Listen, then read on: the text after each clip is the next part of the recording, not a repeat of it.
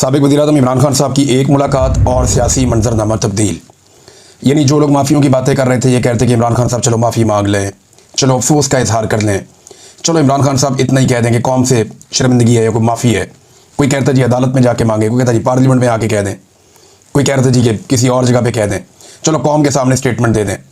कोई कह रहा था जी अदालत के सामने कर दें, कोई कहता चलो माफ़ी ना मांगे तो ये कर दें। हर एक की अपनी अपनी ज़ुबान थी और ख्वाहिश जो है वो पाकिस्तान की मिलिट्री एस्टेब्लिशमेंट की है कि उन्होंने इमरान खान को नीचा दिखाना है, उससे माफ़ी मंगवानी है।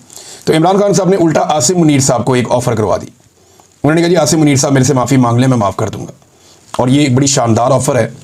अगर आसिम मुनीर साहब को ये कहकर डराया जा रहा है सियासतदानों की जानिब से कि इमरान खान बाहर आ गया तो आपको नहीं छोड़ेगा, आपके साथ ये कर देगा वो कर देगा, अगर वो खौफजदा हैं और परेशान हैं तो इमरान खान साहब ने क्योंकि अब ज़ुबान दी है तो वो इससे फ़ायदा उठा सकते हैं।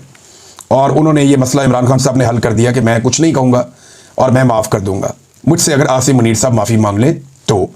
अब एक तरफ पूरा निज़ाम इमरान खान को बोल रहा है माफ़ी मांगो, और जेल में बैठा हुआ कैदी नंबर 804 कह रहा है कि माफ़ी मुझसे मांगो। इमरान खान साहब का जो ये ट्वीट है ना, ये बड़ा खौफनाक है।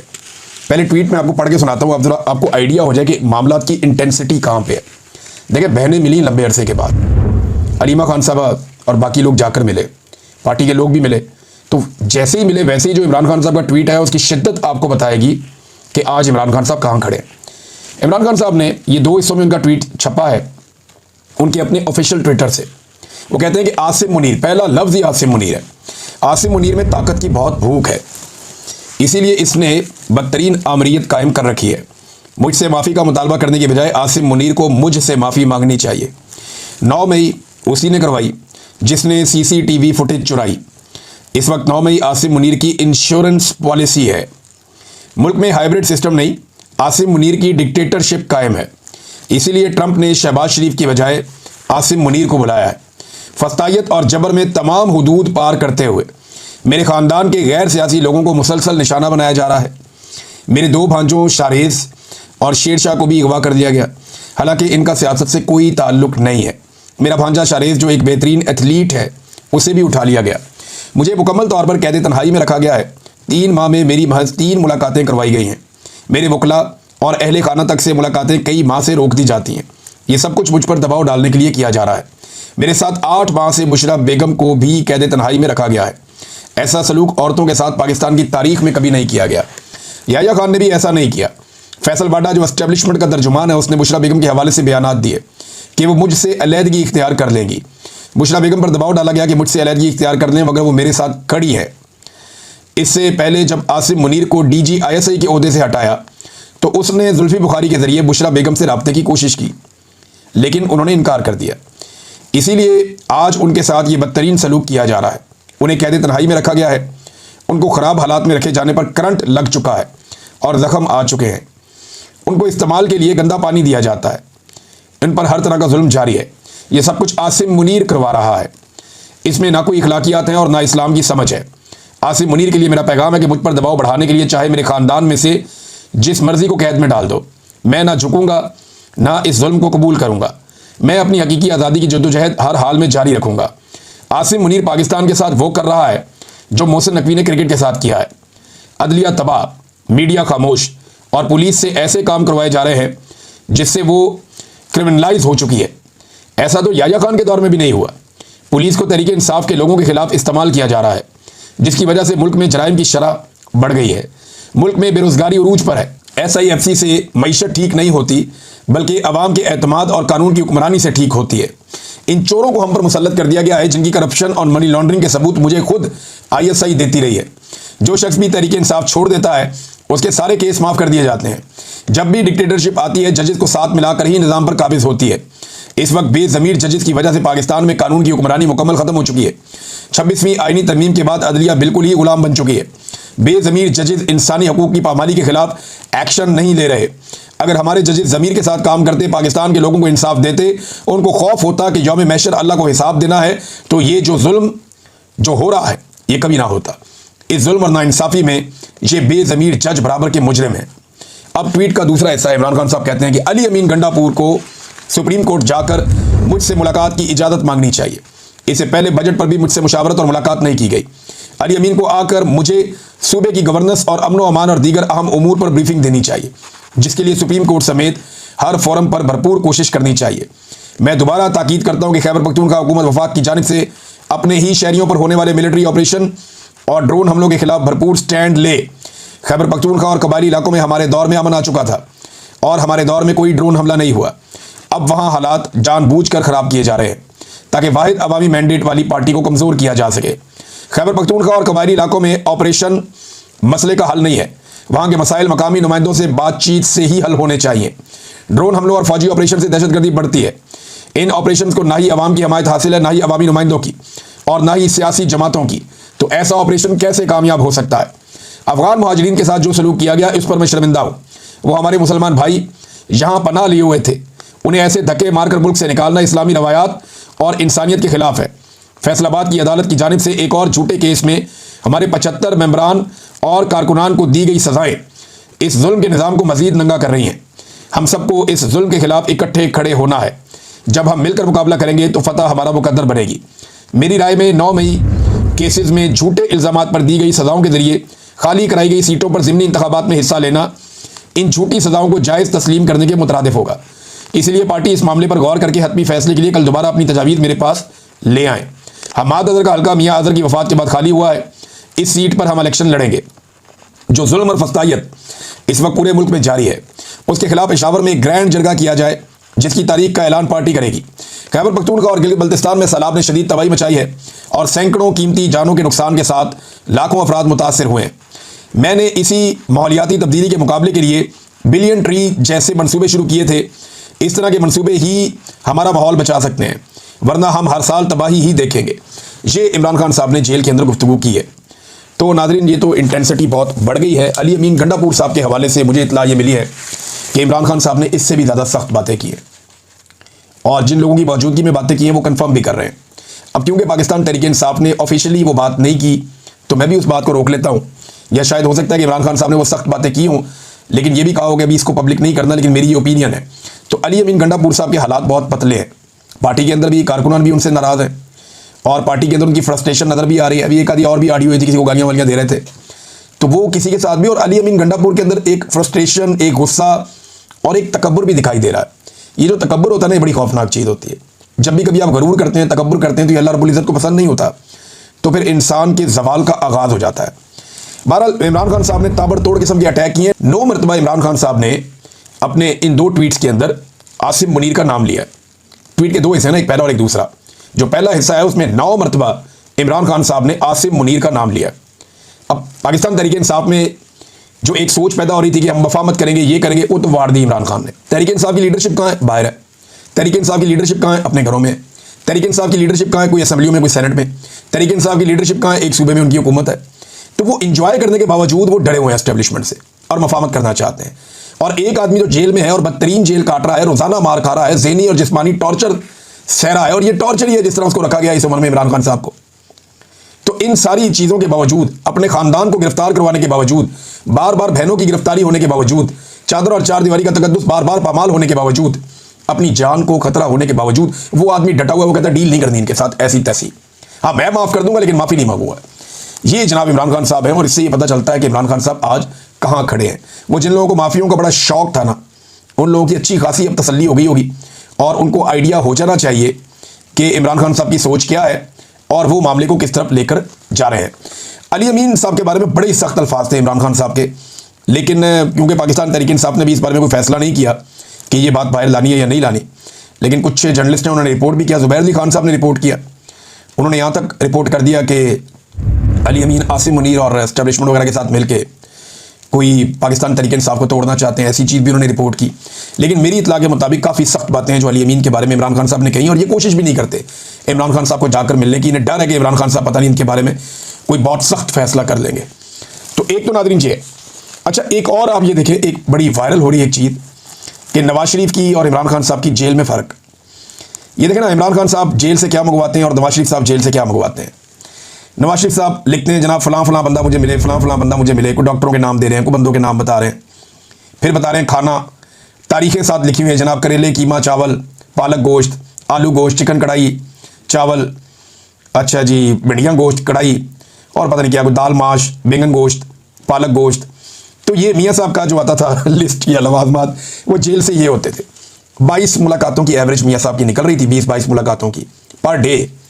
जितने दिन वो कैद रहे, बोलते तो वो कैद रहे ही नहीं, बड़े आज़ाद ही रहे मियाँ साहब, लेकिन जितने दिन वो जेल में रहे उनकी 20-22 मुलाकातें एवरेज हर दिन के हिसाब से होती थी। 200-200 300-300 बंदा जेल के बाहर आराम से खड़ा होता था और बिल्कुल वीआईपी माहौल में होते थे। मियाँ साहब के बाद लिस्ट आती थी, मियाँ साहब टिक मार्क करते थे, ये बुला लो ये बुला लो ये बुला लो, बंदे अंदर आ जाते थे। मौजें लगी हुई थी मियाँ साहब की जेल में। एक वो जेल थी और एक ये जेल है जिसमें इमरान खान साहब इनकलाबी किताबें मंगा के पढ़ रहे हैं। सलाउद्दीन अयूबी की इमरान खान साहब किताब पढ़ रहे हैं। अब इन्होंने जेरूसलम फतह किया था, एक बहुत बड़े फाते हैं, खिलाफत के ऊपर किताब पढ़ रहे हैं, फ़लस्तीन के ऊपर किताब पढ़ रहे हैं और मुस्लिम माइंड्स के ऊपर किताब पढ़ रहे हैं, इनकलाबी किताबें पढ़ रहे हैं, lost Islamic history Imran Khan साहब पढ़ रहे हैं। तो ये वो चीज़ें हैं जो इंसान को मज़ीद मजबूत करती हैं। और नैरेटिव बिल्डिंग जो इमरान खान साहब की है वो तो पहले ही बहुत कमाल है। तो ये इमरान खान साहब ने वक्त ज़ाया नहीं किया ये लिस्ट लिखने में कि मैंने कल क्या खाना है, परसों क्या खाना है, तरसों क्या खाना है। ये मैंने शहबाज शरीफ की भी लिस्टें पढ़ी हुई हैं, नवाज शरीफ की भी पढ़ी हुई हैं। तो उनमें कितना फ़र्क है देखें आप, दोनों की जेल में फ़र्क है, दोनों की ज़िंदगी में फ़र्क है और अवामी मकबूलियत में भी दोनों का ज़मीन आसमान का फ़र्क है। नाज़रीन, जो एक इंतहाई अफसोसनाक सूरत हाल पैदा हो गई है सैलाब के बाद, दरिया सतलुज में और दरिया चनाब में भारत ने बहुत पानी छोड़ दिया, क्योंकि भारत में भी बहुत बारिशें हो रही हैं और दरिया तवी जिस तरह पुलों को बहाता हुआ लेकर जा रहा है। पाकिस्तान में कई दहाइयों के बाद इस तरीके से भारत की जानिब से पानी छोड़ा गया है। अब भारत जब दिल करता है पाकिस्तान का पानी बंद कर देता है, जब दिल करता है छोड़ देता है। कई देहात ज़ेरे आब आ गए हैं। सियालकोट जो है वो बारिशों की वजह से पूरा शहर डूब गया है। नारोवाल की बड़ी खौफनाक सूरत हाल है। चावल की खड़ी फसलें जो है उनके ऊपर अब पानी तैर रहा है, आबादियाँ जो है वो पानी में डूब चुकी हैं और किसानों का बहुत ज़्यादा नुकसान हो रहा है, बहुत ज़्यादा नुकसान हो रहा है। अब जितनी रेजिडेंशियल सोसाइटीज़ पानियों के रस्तों में बनाई गई थी उनके अंदर पानी दाखिल होने का खतरा बहुत बढ़ गया है। लाहौर में अनाउंसमेंट की जा रही है, आज जब आप ये वीलॉग सुन रहे हैं तो आज शाम तक ये पानी क्रॉस करेगा लाहौर को और आगे जाएगा कसूर की जानिब और यानी पत्तों की जानिब जाएगा, हेडबलों की तरफ जाएगा और उससे पानी फिर ये आगे बढ़ेगा साहिवाल की जानिब और वहाँ से आगे फर्दर दरिया सिंध की तरफ जाएगा पानी। अब ये 2 लाख क्यूसेक से ज़्यादा पानी है रावी में और ये शायद 1988 के फ्लड के बाद इतना पानी बीच में कभी नहीं आया। तो ये बड़ी खौफनाक सूरत हाल है। अब तो पानी पे बहुत बंद बांधे हुए हैं। खतरा ये है, बहुत सारे दोस्तों से मेरी बात हो रही थी, वो कहते थे बहुत खतरात मौजूद हैं। अगर ये पानी मजीद बढ़ता है और इसकी मिकदार बढ़ती है तो फिर नुकसान का बड़ा अंदेशा है। जो रेजिडेंशियल सोसाइटियाँ उनमें अलीम खान साहब की है, एक दो और लोगों की है, कोई एक बता रहे थे कि लेक सिटी है, एक का कोई और नाम है, मुझे नाम इनके याद नहीं है सोसाइटियों के, लेकिन वहाँ पे वो मट्टी के बंद बांधने की कोशिश कर रहे हैं। ये मट्टी के बंदों से कब रुकता है पानी? जब ये पानी आएगा अपने प्रेशर के साथ तो ये अपना रास्ता खुद ही बना लेगा। अब ये सोसाइटियाँ जब ग्रीन एरियाज़ को ब्राउन कर करके सोसाइटियाँ बनाई गई हैं और जो रास्ते रोके गए हैं पानी के, तो पानी तो फिर अपना रास्ता बनाता है। ये बात मैं कई मरतबा कह चुका हूँ, लेकिन पाकिस्तान में एक मशरूम ग्रोथ हुई है रियल स्टेट की, जिसमें पाकिस्तान के रियासती इदारों ने, इवन जो पाकिस्तान की एस्टेब्लिशमेंट है उन्होंने DHA बनाया, बैरिया टाउन बना, फिर अलीम खान साहब की सोसाइटियाँ बनी, पार्क व्यू, फिर उसके अलावा जो लेक सिटी बन गई और बहुत सारी बन गई। इस्लामाबाद में जो है वो बेशुमार सोसाइटीज़ बन गई हैं। वहाँ ज़ेरे ज़मीन पानी का मसला है बड़ा सीरियस और वह पानी की किल्लत हो जाएगी। अब इस्लामाबाद में जो मोटरवे के ऊपर सोसाइटियाँ बन रही हैं ना, उन्हें ये पता ही नहीं है कि उनके आसपास ऐसा कोई वाटर रिजर्व नहीं है जहाँ से वो ज़ेरे ज़मीन पानी उनका पूरा होता रहेगा। तो फ्यूचर में उन्हें बड़ा सीरियस इशू होने जा रहा है कि वो पानी पीने का कहाँ से हासिल करेंगे या इस्तेमाल का पानी कहाँ से हासिल करेंगे। लेकिन लोग ये सोचे बगैर बड़े बड़े महंगे प्लॉट वहाँ पे खरीदते जा रहे हैं और वो जो बेचने वाले हैं वो बेच के निकल जाएंगे। ये बात जो है वो बेचने वाले भी जानते हैं और ख़रीदने वालों को शायद आइडिया नहीं है, लेकिन हुकूमत ने जानबूझकर आंखें बंद की हुई हैं और ब्यूरोक्रेट्स वहाँ से अंधाधुंध पैसे कमा रहे हैं। रावी के किनारे बहुत सारी रिहायशी कॉलोनियों में अब ऐलान भी किया जा रहा है, लोगों को कहा जा रहा है कि अपना साजो सामान लेकर आप यहाँ से निकल जाएँ। सियालकोट डूबा हुआ है, नारोवाल डूबा हुआ है और अभी जो लाहौर है वो भी खतरे में है, वहाँ पे अनाउंसमेंट्स की जा रही है। शादरा जो है उसके बारे में कहा जा रहा है कि वो भी खतरे में है, वहाँ पे पानी दाखिल हो सकता है, पहले भी हो चुका है पानी वहाँ पे दाखिल और ये एक बड़ा खतरा है। कसूर में कई देहात जो है वो ज़ेरे-आब आ गए हैं और लगातार पानी जो है सतलुज से आने वाला पानी, ये सतलुज और चनाब और रावी, ये 3 दरिया हैं, ये एक साथ मौजूद है। पहला दरिया सतलुज आता है बॉर्डर के करीब, उसके बाद एक दरिया रावी आता है और उसके बाद अगला दरिया चनाब है। और ये दरिया तवी के अंदर बहुत ज़्यादा पानी भरता जा रहा है कश्मीर की जानिब से और वो जिस तरह पुल बह रहे थे, जिस तरह पुल गिरते जा रहे थे, वो सारे मनाजिर देखकर ऐसा महसूस हो रहा था कि ये पानी अपने रास्ते में आने वाली चीज़ों को तबाह करेगा। किसान पहले ही बहुत बुरी तरह तबाह हो गया, गंदम में उसको बहुत मार पड़ी है। अब अगर चावल में उसके साथ ये हो जाता है तो अगली फसल की तैयारी नहीं वो कर पाएगा। अगर ये पानी इकट्ठा हो जाता है ज़मीनों पर तो ज़मीन का नुकसान होता है और दोबारा ज़मीन की तैयारी पे बहुत ठीक ठाक खर्चा आता है। वो खर्चा किसान कर नहीं पाएगा क्योंकि किसान की पहली फसली तोड़ दी है इन्होंने और गवर्नमेंट क्या इतना पैसा दे पाएगी किसान को? कैसे करेंगे ये सारा कुछ? मुझे तो समझ नहीं आ रही। और अभी फिर 300 रुपया कीमत मजीद बढ़ा दी गई है गंदम की फ़ी मन के ऊपर। यानी किसान ने जब बेची तो 2000 रुपये रखी हुई थी गंदम फ़ी मन, 2200 में बेचारा बेचता था। अभी चंद दिन पहले इन्होंने 2800 कर दी क्योंकि किसान के घर से दाने उठ गए ना। जब किसान के घर से दाने बिक गए, गंदम बिक गई, तो इन्होंने महंगी कर दी। कि अब मुनाफाखोरों के पास आ गई है तो ज़रा पैसे कमा लेते हैं। फिर उनका पेट नहीं भरा, 300 रुपया और बढ़ा दी, अब उसको 3100 तक ले गए। यानी जिसने 100 रुपये की गंदम खरीदी थी आज से 2 माह पहले या 3 माह पहले, 3 माह के अंदर उसका पैसा जो है वो लगभग 60% बढ़ गया। यानी जिसने 100 रुपये की खरीदी थी वो 160 रुपये की अब बेच सकता है। जिसने 1 करोड़ रुपये की गंदम खरीदी थी वो 1 करोड़ 60 लाख रुपए की अब गंदम बेच सकता है कोई इतना मुनाफा बख्श कारोबार? जिसने 1 अरब रुपए की गंदम खरीदी है उसने 60 करोड़ रुपया बनाया है 2-3 महीनों में। कौन सा कारोबार है जिसमें आप 2-3 महीनों में इतना पैसा बना सकते हैं? ये सारा इन्होंने पाकिस्तानी किसानों के साथ जुल्म किया। और मरियम नवाज साहिबा जिनकी जिम्मेदारी है, वो जापान के दौरे पे जो फैमिली टूर था, फैमिली एंड फ्रेंड्स का एक टूर था टिकटॉकर्स का, वो जापान का टूर और शॉपिंग मुकम्मल करने के बाद पहुंच गए वापस पाकिस्तान रावलपिंडी, और वहां से मुबैना तौर पे खबरों के मुताबिक मरी चले गए क्योंकि उनके वालिद साहब ने कल कोई मीटिंग बुलाई हुई है। अब यहाँ पे पंजाब जो है वो डूब रहा है, लोगों की बुरी हालत है, वो उधर पहुंच गए। और ये करेंगे क्या? देखें, जब ये नीचे उतरेंगे ना पंजाब में, मैदानी इलाकों में आएंगे, जब ये चनाब पे आएंगे, रावी पे आएंगे, सतलुज पे आएंगे, तो ये क्या करेंगे मैं आपको बताता हूँ। ये हेलीकॉप्टरों पे अपने विजुअल बनाएंगे, याद रखिएगा, आपको नजर आएंगे। मे भी किसी जगह पे कश्ती के अंदर अपने विजुअल बनाएंगे, फिर आपको ये नजर आएंगे कि जनाब ये गरीबों को पैसे बांटते हुए आपको कहीं पे शायद नजर आ जाए। अपनी तस्वीर और वीडियोस बनाएंगे, हेलीकॉप्टर चलाएंगे, लोगों के ऊपर राशन तकसीम करेंगे और राशन के बैगों के ऊपर अपने टब्बर की तस्वीरें लगाएंगे। ये भी आप याद रखिएगा। बैरूनी दुनिया से इस सैलाब के बाद ये अपील कर देंगे कि जनाब हमें भीख दी जाए, हमें इमदाद दी जाए, हमारे लोग लुट गए, मर गए, बर्बाद हो गए। फिर नए नगमे जारी किए जाएंगे, म्यूजिक जारी किया जाएगा, अखबारात का पेट भरा जाएगा, इश्तिहार दिया जाएगा, टीवी के ऊपर नगमे और अपीलें चलाई जाएंगी, इमदाद इकट्ठी की जाएगी, और फिर ये एक मरतबा दोबारा सैलाब मुतासरीन का माल उसी तरह खा जाएंगे जैसे ये हमेशा सैलाब मुतासरीन का माल खाते रहे। और किसान बेचारा कई साल तक अपनी कमर सीधी करता रहेगा, वो गंदम लगाने में उसको दिक्कत का सामना होगा, कोई उनका पुरसाने हाल नहीं होगा, क्योंकि ये हुक्मरान जाली फार्म 47 के जरिए आए। इनको पता है कि मौजूदा एस्टेब्लिशमेंट इनके बगैर नहीं रह सकती, तो ये एस्टेब्लिशमेंट की इंश्योरेंस पॉलिसी है और एस्टेब्लिशमेंट इनकी है, तो इन्होंने एस्टेब्लिशमेंट को खुश रखना है, जूते पॉलिश करते रहेंगे, आवाम को कुछ देने की जरूरत नहीं है। दोबारा जब भी इलेक्शन होगा बड़े आराम से ये लोग जूते पॉलिश करेंगे और जाली फार्म 47 लेकर दोबारा से इक्तदार में आकर बैठ जाएंगे। ये करना है इन्होंने। और गंदम के साथ जो किया वो मैंने आपको बता दिया। ख्वाजा आसिफ साहब ने जो ज़िमनी इलेक्शन होने जा रहा है उसमें देखिए इमरान खान साहब ने तो मना कर दिया कि ना लड़े, और अब मुबैना तौर पे जो पार्टी है उसने भी फैसला कर दिया कि नहीं लड़ना चाहिए। लेकिन मैं हैरान होता हूँ ख्वाजा आसिफ साहब कैसे ढिठाई से कह देते हैं कि पंजाब में शायद नून लीग मकबूल है और शायद नून लीग को पंजाब में वोट पड़ने लगे। ख्वाजा आसिफ साहब के दावे हैं, और दावा वो ये करते हैं कि जनाब बड़ी मकबूल हो गई जनाब पंजाब में PMLN, लिहाजा PTI जो है वो इलेक्शन से भाग गई। For God sake Khwaja Sahab, for God sake, आप भी इलेक्शन हारे हैं खातून से और नवाज शरीफ भी इलेक्शन हारे हैं खातून से, और दोनों खवातीन को जो आप लोगों ने निशान इबरत बनाया ये सारी दुनिया जानती है। ख्वाजा साहब ये ट्वीट करने की बजाय अपने शहर की हालत देखें। बारिश के बाद आपका पूरा शहर डूबा हुआ है, वहाँ पे लोग जाँ बहक भी हुए हैं, नाले टूट गए हैं, पानी बिफर गया है, उसकी तरफ तवज्जो देने की बजाय आपकी तवज्जो आज भी आपकी घटिया सियासत के ऊपर ही है। एस्टेब्लिशमेंट के कंधे के ऊपर चढ़ के कब तक आप लोग इक़्तिदार के मजे लेंगे? एक दिन एस्टेब्लिशमेंट आपको पटक देगी, और अगर नहीं पटकेगी ना तो अवाम आपको और एस्टेब्लिशमेंट को दोनों को उठा के पटक देगी। ये बात मैं अच्छी तरह जानता हूँ। एस्टेब्लिशमेंट को अपनी इज्जत अगर अजीज है तो वो इमरान खान से माफ़ी मांगे, कौम से माफ़ी मांगे और साइड पे हो जाए।